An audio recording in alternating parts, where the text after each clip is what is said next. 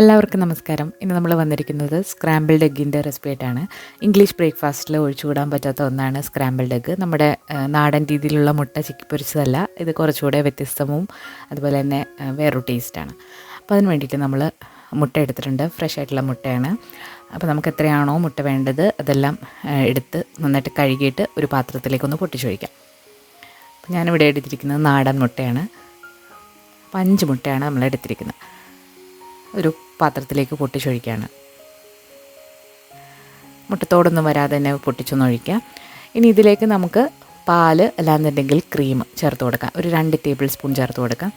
ഇങ്ങനെ ചേർക്കുമ്പോൾ നമ്മുടെ സ്ക്രാമ്പിൾഡൊക്കെ നല്ലൊരു ക്രീമിയർ ടെക്സ്ചറും അതുപോലെ നല്ലൊരു സോഫ്റ്റ് ടെക്സ്ചറും കിട്ടാൻ വേണ്ടിയിട്ടാണ്. ഇതിലേക്ക് കുറച്ച് ഉപ്പും അതുപോലെ തന്നെ കുറച്ച് കുരുമുളക് പൊടിയും കൂടെ ചേർക്കുക. ഉപ്പ് ചേർക്കുമ്പോൾ കൂടാതെ പ്രത്യേകം ശ്രദ്ധിക്കുക. അതിനുശേഷം ഒരു വിസ്ക് വെച്ചിട്ടോ അല്ലാന്നുണ്ടെങ്കിൽ സ്പൂൺ വെച്ചിട്ടോ നന്നായിട്ടൊന്ന് ബീറ്റ് ചെയ്തെടുക്കുക. നന്നായിട്ട് ബീറ്റ് ചെയ്തെടുത്താൽ നല്ല ഫ്ലഫി ആയിട്ട് നമ്മുടെ സ്ക്രാമ്പിൾഡ് എഗ്ഗ് കിട്ടും. നന്നായിട്ട് ബീറ്റ് ചെയ്ത് ഇനി നമുക്കൊരു നോൺ സ്റ്റിക്കിൻ്റെ പാത്രത്തിലാണ് ഇതുണ്ടാക്കുന്നത് ഏറ്റവും നല്ലത്. അപ്പോൾ അതിലേക്ക് നെയ്യ് അല്ലാന്നുണ്ടെങ്കിൽ ബട്ടർ അല്ലാന്നുണ്ടെങ്കിൽ വെജിറ്റബിൾ ഓയിൽ ഏത് വേണമെങ്കിലും എടുക്കാം.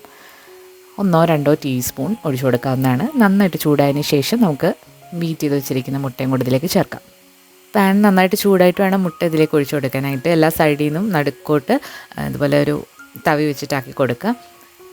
തീ ഒരുപാട് കൂടരുത്, കൂടിപ്പോയാൽ ഇത് പെട്ടെന്ന് അങ്ങ് കരിഞ്ഞു പോകും. ഇപ്പോൾ മുട്ടയൊക്കെ ഒന്ന് കട്ടിയായി വന്നിട്ടുണ്ട്. ഇനി നമുക്ക് തീ ഓഫ് ചെയ്യാം. ബാക്കിയുള്ള ചൂടിൽ അതിരുന്ന് വെന്തോളും. ഒരുപാടങ്ങ് ഡ്രൈ ആക്കി നമ്മൾ എഗ് ബുർജിയൊക്കെ ചെയ്യുന്ന പോലെ ആക്കില്ല. ഇതൊരു ക്രീമി ടെക്സ്ചറിലാണ് നമ്മൾ സ്ക്രാമ്പിൾഡ് എഗ്ഗ് എപ്പോഴും ചെയ്യുന്നത്.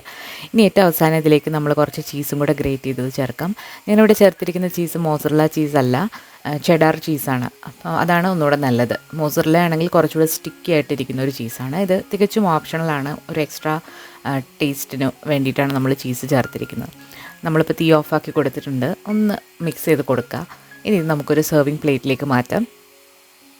അപ്പോൾ ഇത് മുട്ടയുടെ ചുവയൊന്നും വരില്ല, അതുപോലെ തന്നെ നല്ലൊരു ക്രീമി ടെക്സ്ചറാണ്. ഒരു പാത്രത്തിലെ ചൂടിലിരുന്ന് ബാക്കിയും കൂടെ വേവും. എന്നാൽ ഇത് ഒരുപാടങ്ങ് ഓവർ കുക്ക്ഡും അല്ല. ഇങ്ങനെയാണ് സ്ക്രാമ്പിൾഡ് എഗ്ഗിൻ്റെ ടെക്സ്ചർ വരുന്നത്.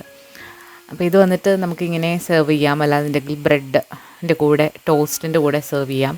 അല്ലാന്നുണ്ടെങ്കിൽ ബ്രെഡിൻ്റെ ഉള്ളിൽ വെച്ചിട്ട് സാൻഡ്വിച്ചായിട്ടും സെർവ് ചെയ്യാവുന്നതാണ്.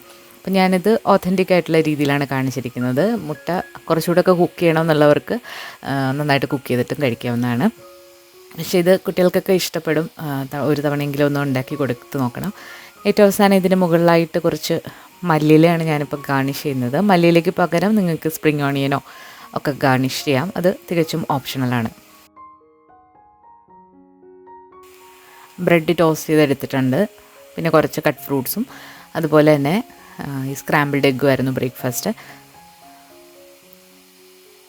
കുട്ടികൾക്കൊക്കെ ഇഷ്ടപ്പെടും. മുട്ട കഴിക്കാത്തവർക്ക് ഇങ്ങനെ ഒന്ന് ചെയ്ത് കൊടുത്താൽ തീർച്ചയായിട്ടും അവർ കഴിക്കും.